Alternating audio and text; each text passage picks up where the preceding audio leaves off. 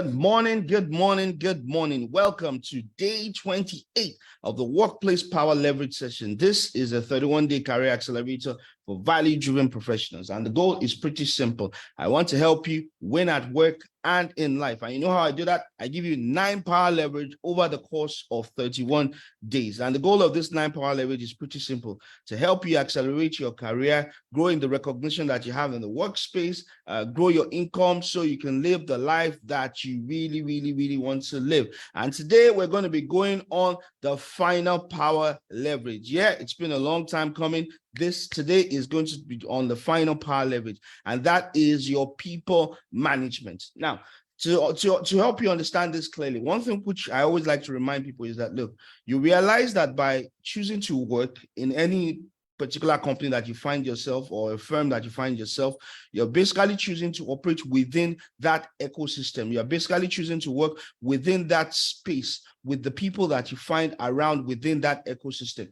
And I always tell people that, look, one of the most important ecosystem to your career success is actually the ecosystem that you find yourself within, that ecosystem within the workplace. And what you have to realize is that there are different needs that people have within that ecosystem, and your ability to be able to understand what each person needs within that ecosystem and actually deliver it is one of the things that will stand you out in terms of how you manage people. So usually when we're talking about your people management power leverage, we're not really talking in terms of you being able to, or you managing a team of people. We're talking in terms of how you can bring the people within your ecosystem that you find yourself in, how you can bring them to the highest form and highest ideals that they can live up to, so that as you do that for them, they also will be able to support you in you being able to grow and advance within that organization. And there are 2 things which I found as the 2 most important currencies that you need to learn to give within the ecosystem that you find in the workplace, and that is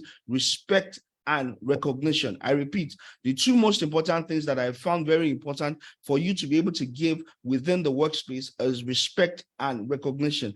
And what you also have to realize is that you don't give this to people in equal measure. There are some people in which they require more respect. There are some people in which they require more recognition. And the way in which I always frame it is pretty simple. For people that are above you, what they need more often than not is respect. For people that are on your level or below you, what they need more is recognition. And really, what does respect communicates to the people that are above you? Well, what respect communicates to them is that, look, they are worthy.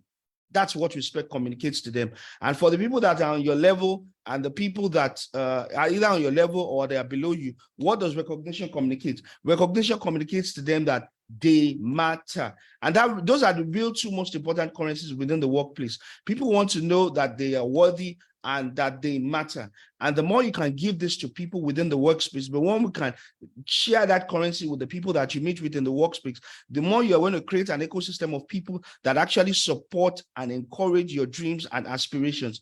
Because the more you're able to give that, people are able to speak for you in different places which you may not ordinarily be able to access. They're able to speak for you and basically push you forward in terms of where they feel that they need you to move to. Look, for example, I can tell you that most of the movements that I've experienced in my work career, a lot of them have actually come from people speaking for me. For example, when the firm I was working with at a particular point in time decided to move me from Nigeria and move me to go and work in Barcelona, I didn't lobby for it. I didn't ask for it. I didn't even know there was something like that up in the air. But somebody spoke for me and felt that, look, okay, you should be the person that should go for this. And that was how it happened for me. And that's one of the things which, the more you're able to give this currency of respect and recognition in the workplace, you will find people speaking for you, whether it is speaking for you for the next level of opportunity that they feel that you should be able to get or that you should be qualified for.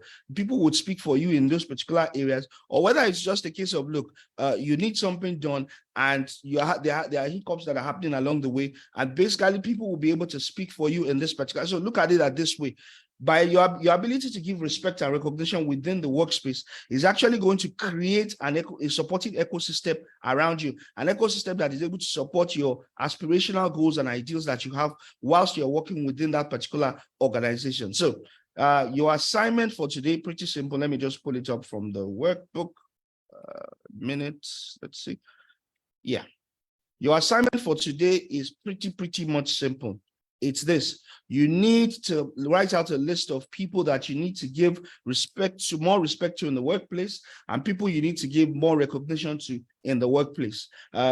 Over the next few days, we're actually going to dive into how you can give more respect to people in the workplace, the people that fall within that ambit, and how you can give more recognition to people in the workspace for the people that fall within that ambit. But for today, your assignment is pretty simple. Identify the people that you need to give more respect to in the workplace, and you need to also identify the people that you need to give more recognition to in the workplace. And I've given you like a broad-based cover in terms of how you should approach this. I've told you that for people that are generally above you, levels above you, you need to give them more of respect. And for people that are on your level or under you, you need to give them more of recognition. And so you ask yourself the question, with this assignment I've given to you, are you saying that basically anybody within the organization that is above me, I basically would list them as the people that are going to fall within that ambit, and anybody that is on my level or below me, I'm going to put them on that other spectrum? No, it doesn't necessarily mean so. It just means that you need to identify the people that are most closest to you to be able to support your dreams and aspirations within the workspace. Let me explain it. So, for example, let's imagine you're working within a very big organization. There are certain people that are on your level that you don't have to engage with on a consistent and ongoing basis. Yes, you probably may have casual conversations with them. For example, let's say you meet within the lunchroom, you meet at the lunchroom, etc., and things like that, if you have a lunchroom, or maybe you meet at social functions which the company organizes together. Yeah, those ones are different. I'm not really talking about that. I'm talking in terms of the people that you actually engage with on a consistent and ongoing basis, whether they are within your department or outside your department. But to a large extent, your success in terms of your ability to sometimes navigate the waters that exist within the workspace are really dependent on people like that. Then those are the people you need to bring in. So, for example, let's imagine you are in the sales department and you have somebody in operations who is very much involved in your transactions. That person is part of your ecosystem that you need to have around you. Why? Because you have significant engagement with that person. Because really, the way you do respect and recognition is that you actually bring it into the engagement that you'll be having with these people on a consistent and ongoing basis. So it's not something that you just do off the fly, like, okay, I have to go out of my way to actually respect and recognize this person. I have to go out. No, this is actually something which you're going to do as you do your everyday activity, as you do your everyday work. So that's part of what we're going to go through over the next coming days, when we actually go into the nitty-gritty of how you give respect and how you give recognition within the workplace. We're going to go into the nitty-gritty of how is that. But like I said, the most important thing for you to do now for today is just to identify who are the people that you need to give more respect to and who are the people that you need to give more recognition. And the guideline I've given to you is that, one, you need to look after outside of your existing work team or work department. You need to look at people who also influence your performance within the workspace, looking at the people who are outside of your departments, but basically people you interface with on a consistent and ongoing basis. And with that, we come to the end of day 28, and I really want to encourage you to do the assignment for today, because doing the assignment for today actually prepares you for the conversations that we're going to be having for the rest of the days as we consider this particular level, power leverage. Thank you once again for joining me today. And as always, I look forward to seeing you tomorrow. And like I've said, over the course of this 31 days experience, I'm here to support you. If you got any questions, you can drop it on the group. I will respond to the questions. And if you still want to sign up for a one-on-one, you can probably check if you still have the availability time slots that I have for the week, for the period in terms of time that you can book, so that we can probably, if it's one-on-one, it could be regards to your career, or it might actually be something that we've actually talked to over the course of this 31 days. So whatever it is, sign up for your one-on-one. Once again, thank you very much. I want to wish you guys a great day, and I look forward to engaging with you tomorrow.